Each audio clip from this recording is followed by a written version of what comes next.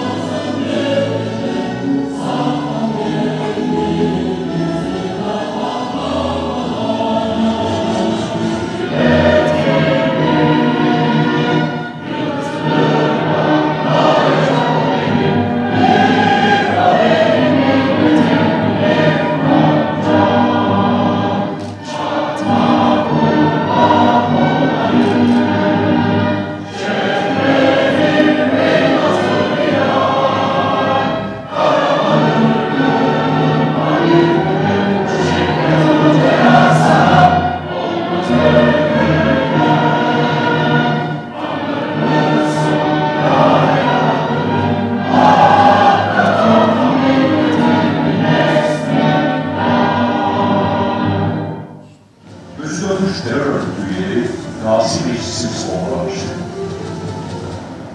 Ancak milletin söyleyecek bir sözü daha vardı.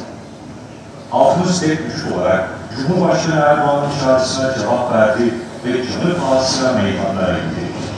Hakların önüne yattı. Kendisine doğrultulan namluların üzerine yürüdü.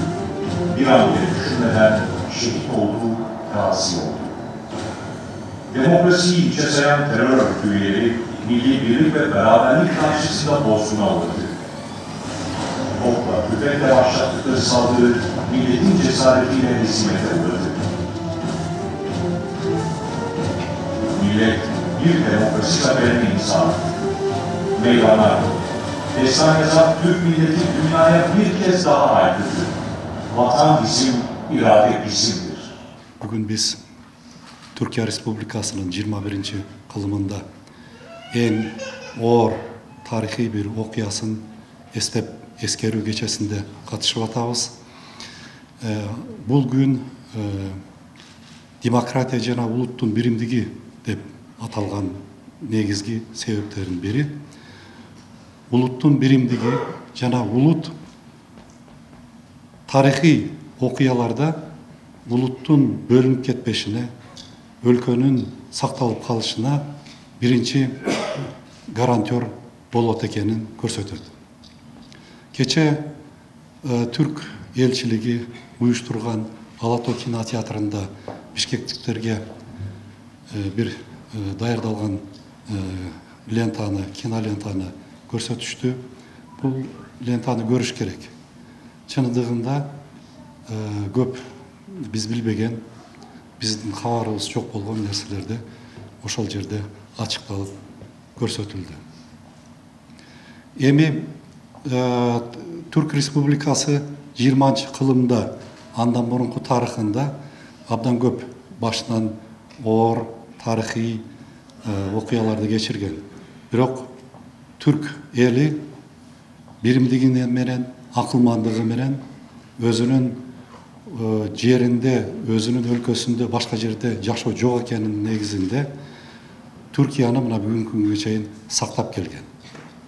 Эгерде душман сырттан болсо, бул оңой, жеңил. Себеби билебиз, бул тарап биздики, бул тарап сырттан келген душман. Сырттан келген душмандын да максаты белгилүү. Бул улут ээлеген жерди ээлеп алуу, улутту жок кылуу, анын ресурстарын пайдалануу болуп эсептелет. Бирок жаныңда жүргөн өзүңдүн улутташтарың, боордошторуң, ошол улут кичинесинен чоңойткон бүтүн мүмкүнчүлүктөрүн берген, өзүндө кээ бирде жок болуп калган нерселерин ошол өзүнүн жаштарына, өзүнүн аскерлерине, өзүнүн окумуштууларына, саясатчыларына, ким болбосун бардыгына бирдей бир мамиле кылып, бирдей бирөөнө аз берип, бирөөнө көп бербей, ошондой чоңойткондо, анан ошолор кайра ошол улутка өзүнө кол салган, бул кандай оор окуя экенин буну биз билебиз. Мисалы, бир үй бүлөдө өзүнүн ак сүтү менен чоңойтуп, даражага жеткирген баласы же кызы энесине кол көтөргөн кыянаттыкка салыштырса болот. Ошондуктан кыргыздардын жакшы бир сөзү бар. Өзөктөн чыккан өрт жаман, өздөн чыккан жат жаман деген. Жаттын, душмандын эң коркунучтуусу, эң күчтүүсү бул өздөн чыккан душман болуп эсептелет. Мына ошол 15-июльдагы окуянын негизги айырмаланганы, мисалы, бул окуяны Түркия Республикасынын курулуш жылдары, 20-кылымдын башындагы, 20-жылдардагы курулуш жылдагы согуштар, эмгек менен бир десек жаңылышпайт болушубуз керек. Эгерде ушул 15-inde эл көчөгө чыгып, саясат эч кандай эмеге карабай, биримдиги менен аялы эркеги, жашы, улуусу көчөгө чыгып, ошондо өзүнүн сөзүн, өзүнүн эркин көрсөтпөгөндө бүгүн кандай жашоо болот эле? Биринчиден биздин түрк туугандарга, экинчисинен түрк дүйнөсүнө, үчүнчүсүнөн жалпы адамзаттын тарыхында кандай окуя болот эле? Аны көрүп келатабыз. 21-кылымда көп кыянаттык улуттарга болду. Анын өрнөктөрү Ливияны көрдүк. Бүгүн Ливия барбы? Аты гана калды. Андан кийин Ирак, Египет араңдан зорго турган граждандык согуштун ичинде турат. Ошондой нерселерден Кудай бизди сакташ керек. Аны үчүн биз эл журт биримдүү болушубуз керек. Жана ушундай окуялардан бир гана түрк туугандар эмес, биз ушул замандаштар ушул окуялардан бир өзүбүзгө сабак чыгарышыбыз керек. Эми албетте чоң жоготуулар болду. Себеби азыркы 21-кылымда бир кишинин жаны ушундай нерсе менен жок болуп кетсе, бул абдан чоң нерсе. Себеби биз 21-кылымда адамзаттын эң жетишкен туу чокусунда жашап аткан учурубуз. Ошондуктан бир кишинин башынан бир кыл чачы түшсө да, бул абдан чоң оор кесепет болот. Өзгөчө ушундай окуялардын натыйжасында. Эми тирүүлөрдүн мындан кийинки милдети ушундай окуялардан сабак чыгаруу, жаштарга туура таалим тарбия берүү. Себеби улутубуз, тилибиз, жерибиз жок болсо, анда бул дүйнөдө жашоо да жок болот. Башка бирөөнүн жерине барып жашай албайбыз. Башка бирөөнүн үрп адаттары менен, маданияты менен жашай албайбыз. Себеби биздин ал өзүбүздүн байлыктар бар. Экинчиси, бул 15 июлда Анкара, Стамбулда болгон окуяларда болгон жоготуулар, жөнөкөй кишилердин бул төңкөрүштүн курмандыгы болду.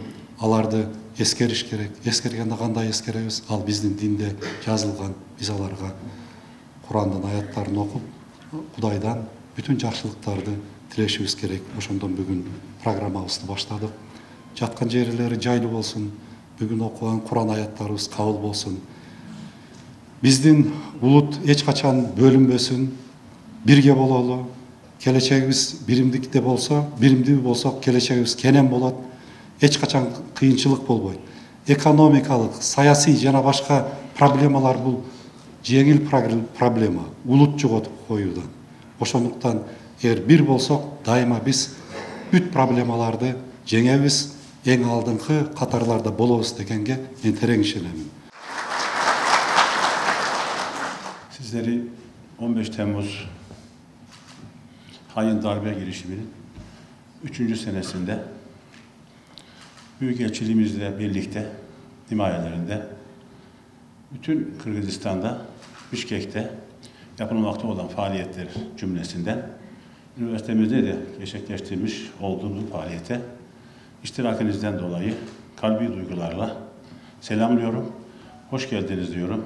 Hepinize bu anlamlı günde bir ve beraber olmak ve bu anlamlı günde bütün dünyaya en yüksek sesle Türkiye Cumhuriyeti Devleti'nin ve Büyük Türk Milleti'nin hiçbir zaman ihanetlerle sarsılamayacağını, dizüstü çökertilemeyeceğini gösterme konusundaki kararlı duruşunuzdan dolayı şahsım ve üniversitem adına şükranlarımı sunuyorum. Hoş geldiniz diyorum.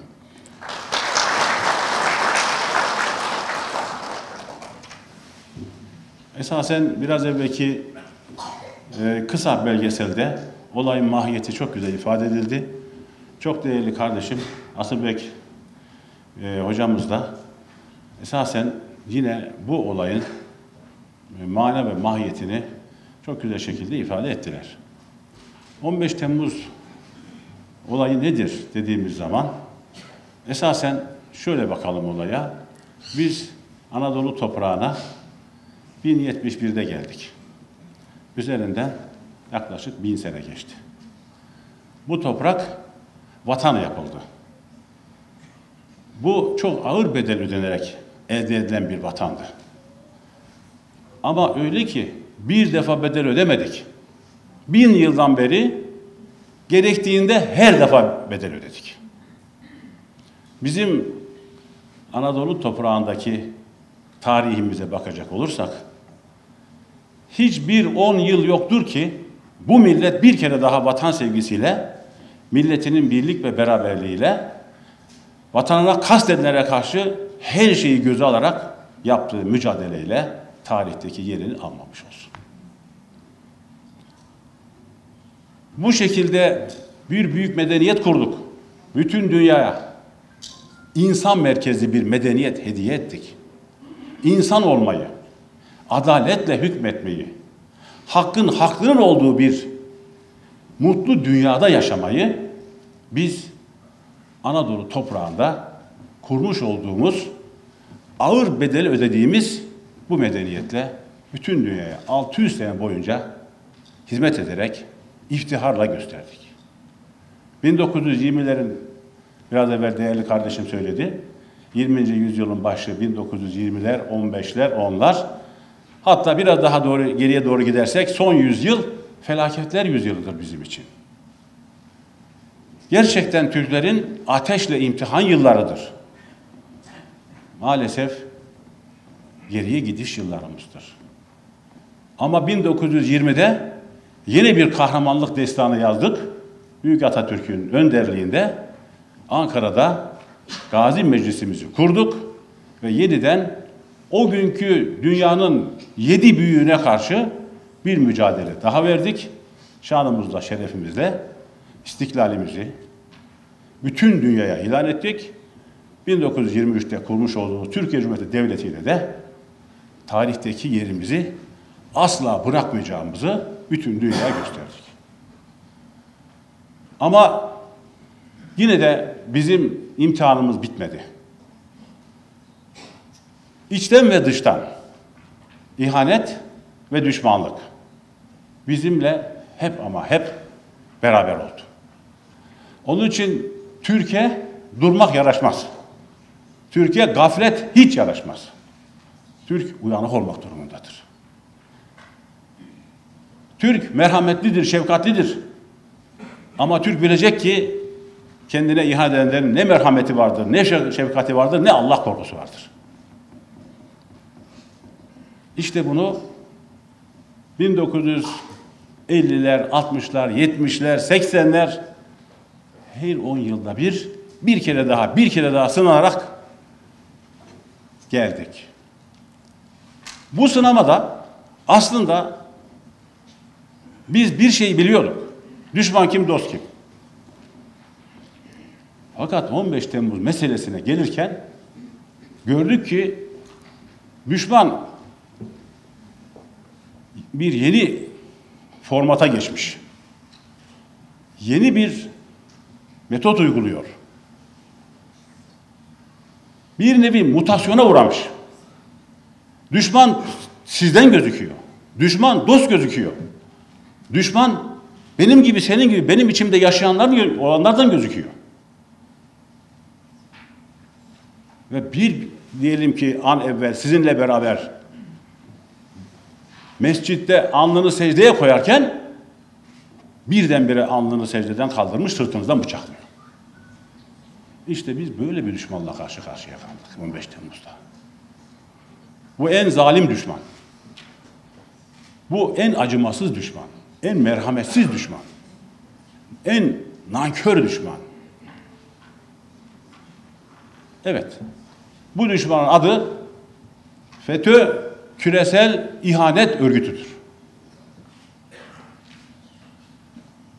Bu ihanet örgütü küresel bir örgüttür ve küresel bir ihanet örgütüdür.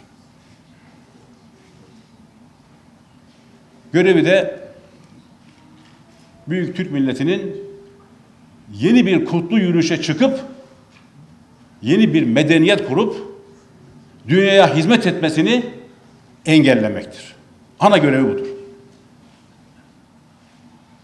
Çünkü bir yeni medeniyet inşa ettiğimizde insanlık yeni bir kurtuluşun yolunu bulmuş olacaktır.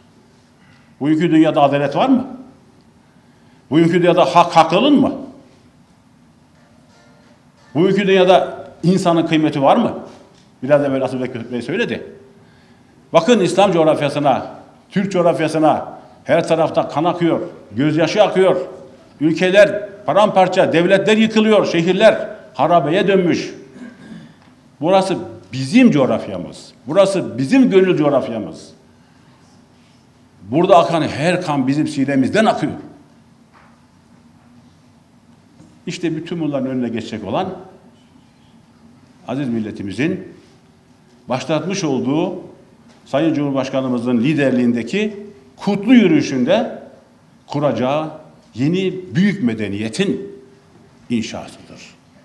Bu medeniyet aslında sadece Türkiye'nin değil, Türk dünyasının değil, İslam dünyasının değil, insanlığın kurtuluşuna ve hakla, adaletle insanca yaşamasına yeni bir iklim oluşturacak bir büyük davanın adıdır. İşte dahili ve harici düşmanlarımız bunu çok iyi bildikleri için bize bizden gibi gözükenlerle vurdular. Ama Türk milleti bir şeyi daha gösterdi. Düşman nereden gelirse gelsin, hangi isimle gelirse gelsin, hangi renkle gelirse gelsin, hangi sözle gelirse gelsin, Türk milletinin aklı selimi, vicdanı, o büyük idrak kabiliyeti düşmanı tanıyor. 15 Temmuz gecesi işte bunun tarihe geçecek emsalsiz örneğidir. Milli vicdan uyanmış, hücrelerine kadar milletinin ve devletinin tehlikede olduğunu hissetmiş ve sinesini düşmana siper etmiş, canını hiçe saymış, kahramanlık destanını yazmıştır. Tarihte böyle bir örnek yoktur. Bugünkü dünyada da böyle bir örnek yaşanmamıştır. 15 Temmuz'da Türkiye Cumhuriyeti Devletimiz zoru görünce kenara geçen bir devlet yönetimiyle de muhatap olmamıştır. Sayın Cumhurbaşkanımız her şeyi göze alarak milletinin başında durmuş ve onları meydanlarda ihanete karşı durmakta her zaman eşsiz kahramanlık örneğini verecek cesarete davet etmiştir. Ben 15 Temmuz gecesi Bişkek'teydim. Saat 2.30'da daha yeni yatmıştım. Telefonum çaldı. Baktım Bülent Bey arıyor. Hocam dedi televizyonu açar mısınız? Türkiye'de bir şeyler oluyor. Ne oluyor dedim. Hocam Türkiye'de dedi bir takım dedi hareketler var, askeri hareketler var. İhtilal oluyor diye söylediler diyor. Hiç inanamadım. Türkiye'de ihtilali kim yapacak dedim ya. Kime karşı yapacak? Televizyonu açtım. Baktım ki hakikaten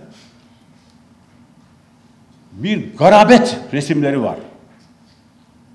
Karşımızdakiler Türk askeri gibi durmuyor. Türk askerinin bir duruşu vardır. Bir şeye karar vermişse yapar. Bunlar Türk askeri gibi durmuyor baktım. Bunlar Türk askeri üniforması giymiş ama o üniformanın şerefini taşıyacak ne yürekte, ne ahlakta, ne imanda bir ucube görüntüsü veriyorlar. Köprünün başına toplanmışlar böyle. Süprüntü takımı gibi. Öbür tarafta bir takım başı bozuk davranışlar. Bir yerde de uçakla kendi halkını vuran alçak, vicdansız, insanlıktan nasibini almamış, insan demeye bile imkan olmayan yaratıklar. Gidiyor, Gazi Meclisimizi vuruyor. Biraz evvel resimleri gördünüz aşağıda. Gidiyor, Cumhurbaşkanlığı Külliyesi'ni vuruyor. Gidiyor, Emniyet Teşkilatımızın göz bebeği olan özel kuvvetlerimizi vuruyor. Niye buraları vuruyor? Bizim sinir uçlarımızı vurup felç etmeye çalışıyor. Yaptığı bu. Ama onlar bir şeyi gözden kaçırdılar. Milletin sinirleri milletin sinesinde. Orayı vuramadılar işte. Onun için o millet çıktı tankın önünde yattı. Böyle bir örnek dünyada yok. Yattı tankın önünde. O millet çıktı. Yukarıdan helikopterle bomba kurşunlarıyla atılan o ihanet silahına sinesini gerdi. Ve sonunda evet milletin kahramanlığı Kalleş ve Kahpe'nin ihanetini yendi. Biz Maraş Üniversitesi olarak Kırgızistan saatiyle sabah saat 11'de yani Türkiye saatiyle sabah saat 8'di. Cumartesi günü olmasına rağmen senatomuzdan almış olduğumuz yetkiyle bu ihanet şebekesinin Türk milletine, bütün mazlumlara, Türk dünyasına inancı olan herkese ve İslam dünyasında kendisini bir birey olarak hisseden herkese karşı ihanetini senato kararımızla kınadık. Belki de Türkiye'de bu olayları ilk kınamayı da yapan kurum olarak biz görevimizi, yapmamız gereken görevimizi yerine getirdik. Bu ihanet olayı sadece Türkiye Cumhuriyeti Devleti'ne ve Türk milletine yapılmamıştır. Bu ihanet aslında bütün Türk dünyasına yapılmıştır. Bütün İslam alemine yapılmıştır. Bu mağdurların ve mazlumların olduğu dünyanın her yerindeki insan ve topluluklara karşı yapılmıştır. Maksat hepsinin ümidini bitirmektir. Köleleştirmek, diz çöktürmektir. Dolayısıyla olay sadece Türkiye ekseninde ve sınırlarıyla değerlendirilirse çok küçük kalır. Şunu unutmayalım, ben bugün büyük ızdırap çeken kardeşlerimizden bir Türk topluluğunun yaşadığı yerde, şimdi adlarını söylemeyeceğim, bir takım komplikasyonlara sebebiyet vermeyelim, yapmış olduğum bir sohbette gördükleri ızdırabı ve çileyi anlattıklarında dedim ki, kardeşlerim Allah rızası için söyleyin. Sizin için ne yapabileceğimizi bana söyleyin. Ben giderim Türkiye Cumhuriyeti Cumhurbaşkanımıza bunu anlatırım. Benim görevim bu. Söyleyin lütfen dedim. O kardeşlerimden birisi dedi ki bana, ayağa kalktı. Hocam dedi, biz Türkiye Cumhuriyeti'nden hiçbir şey istemiyoruz. Kötü haberiniz gelmesin yeter.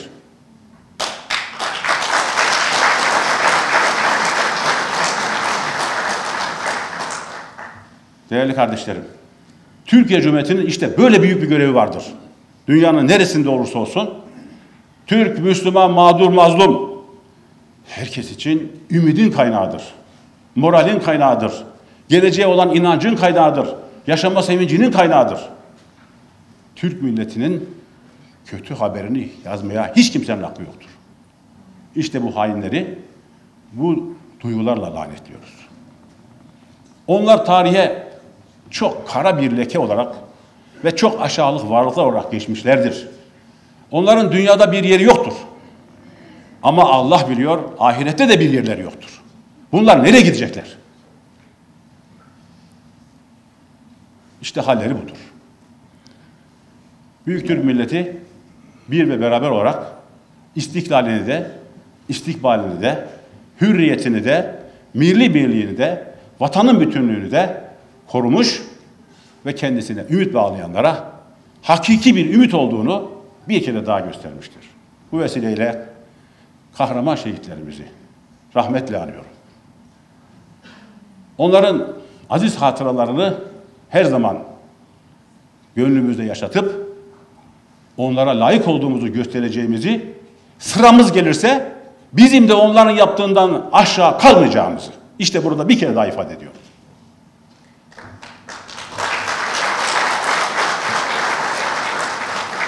Kahraman gazilerimizi, onların şerefli ailelerini minnetle, şükranla buradan anıyorum. Onları Allah iki cihanda da aziz etsin. Bizlere de bu kahraman şehitlerimize, bu kahraman gazilerimize, onların ailelerine sahip olmayı, saygılı olmayı, hep onların yanında olmayı ve onların onurunu, şerefini ve acılarını da paylaşmayı bize nasip etsin. Size 3 seneden bu yana niye bunları anlatmaya çalışıyoruz? Niye bundan sonra da anlatmaya çalışacağız? Onunla ilgili olarak biraz bilgi vermek istiyorum. Bakın, şimdi birazdan göreceksiniz. Network diye bir belgesel. Burada bir İngiliz araştırmacı gazeteci çıkartmış, bir sürü insanla konuşuyor. Bunların yarısından çoğu yabancı. Yarısından çoğu bu Fethullahçı terör örgütünün mağduru. Şimdi bu süreç bitmedi. 15 Temmuz bir geceydi. Bir kalkışmaydı. Başarılı olamadılar. Ama iş orada bitmedi arkadaşlar. Değerli dostlar. Bu iş devam ediyor. Türkiye'de devam ediyor. Yurt dışında devam ediyor. 2000 tane okul kurduklarını kendi kaynaklarından kendileri bildiriyorlar. Yurt dışında, Türkiye haricinde. Dünyanın her tarafında yayılmış, aynı şemalar üzerinden göreceksiniz birazdan, bir yapılanmaları var. Diyecekler ki, ya bu Türkiye'de olmuş bir şey. Bizi niye ilgilendiriyor? Bizi niye bu kadar bu konuyla rahatsız ediyorsunuz? Diyorlar. Dünyanın her tarafındaki Türkiye Cumhuriyeti büyükelçilerine bu lafı söylüyorlar. Sizin kendi problemlerinizi niye bizim ülkemize getirdiniz diyorlar. Bakın 1976 yılında ilkokul kuruluyor. Dershaneler, okullar. Dini olarak biz Müslümanız, ılımlı Müslümanız. Öyle bir şey geliştirmişler. Böyle bir yapı altında çalışıyoruz. Kültüre, diyaloğa, eğitime önem veriyoruz diyorlar. Şimdi kim buna karşı çıkar? Kim bu lafa, kim bu yaklaşıma karşı çıkar? Yıllar geçiyor. Ve öyle bir noktaya geliyoruz ki şunu fark ediyoruz. Bu okullarda alınan paraların bir bölümü teşkilata gidiyor, örgüte gidiyor, bu külte gidiyor. Terör örgütleri artık elinde silahla, elinde bıçakla insanları kovalayan örgütler olmak durumunda değil. Sapık bir ideolojinin, bir kültün, mafyavari bir yapılanmanın eğitim kısvesi altında beyinleri yıkanmış binlerce gencin nereye götürülebildiklerini göreceksiniz. Bir F-16 pilotu Ankara'nın göbeğinde parlamentosunu bombalayabilecek kadar gözü dönmüşse ve bu onun okullarından mezunsa dünyanın her yerinde aynı şemayı uyguladıklarını unutmayın. Bana da deniyor. Biz her şey kontrol altında. Her okulda, kurdukları her okulda, her üniversitede altın jenerasyon dedikleri bir sınıf kuruyorlar. 200 kişilik bir grup arasından belki 20 kişiyi alıyorlar. O 20 kişi o okuldan alınıyor. Asker yapılıyor. Bürokrat yapılıyor. Akademisyen yapılıyor. En iyi okullara gönderiliyor. Burs veriliyor. Abiler, ablalar hayat boyu bunlara destek veriyor. 180 kişide belki hiçbir problem yok. Okula gittiler. Güzel bir okula gittiklerini zannediyorlar. Ama o 20 kişi her sene her okuldan 20'şer kişiden hesaplayın. Kendi dilinden, kendi sözünden devletin kılcal damarlarına gireceksiniz. O tarihe kadar sessiz kalacaksınız. Gizli kalacaksınız deniyor. Hocam size bir sorum var. Siz aranızda nasıl temas kuruyorsunuz? Telefonla mı? WhatsApp'la mı? Aranızda Baylok var mı? Aranızda Tango var mı? Aranızda başka Eagle gibi sistemler var mı? Hocalarım sizler, hepinizin kod adı var mı? Bu ne biçim bir eğitim müessesesi? Dünyanın hiçbir yerinde böyle bir şey yok. 2000 tane okulu, üniversiteleri Türkiye Cumhuriyeti Devleti G20 üyesidir. Güçlü bir devlettir. Ama bana bugün deyin, Cengiz sana bütün parayı veriyoruz, sana bütün gücü veriyoruz, elemanları veriyoruz. Git dünyanın her tarafında bu kadar okul kur. Kimse bize izin vermez. Demek ki bunun arkasında başka bir şey var. Göreceksiniz arkasında kimler var, nasıl destek alıyorlar. Kimse bana bu bir sade bir eğitim kurumudur, eğitim vermektedir, kültürel diyalogtur demesin. Eğer öğretmenler, hocalarım siz burada bütün maaşınızın %40'ını sayın rektörlere veriyor musunuz?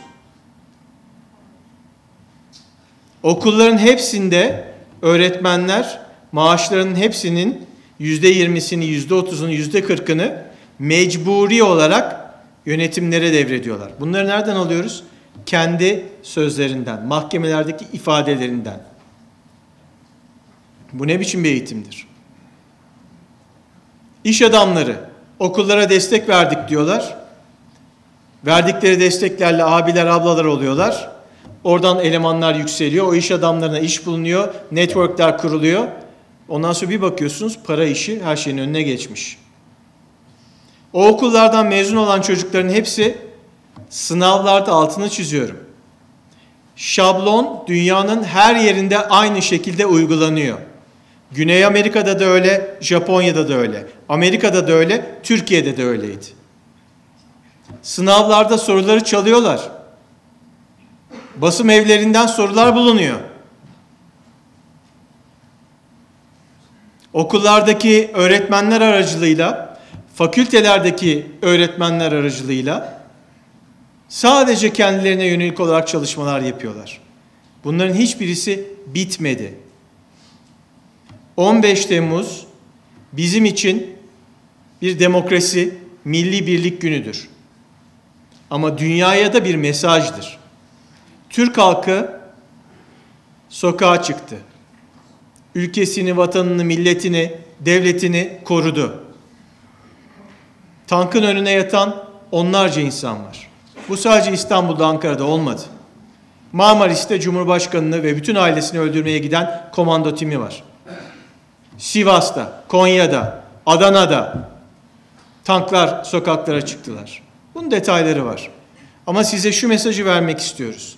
Türkiye Cumhuriyeti Devleti, bunların arkasında kim olursa olsun, ne dinin kullanılmasına izin verecek, ne yabancı devletlerin bunların arkasından Türkiye'yi bölmesine izin verecek, ne de bu adamın söylediği gibi, Türkiye'de neymiş canım, ben dünyanın imamı olacağım, o da yetmedi, ben Mehdi'yim.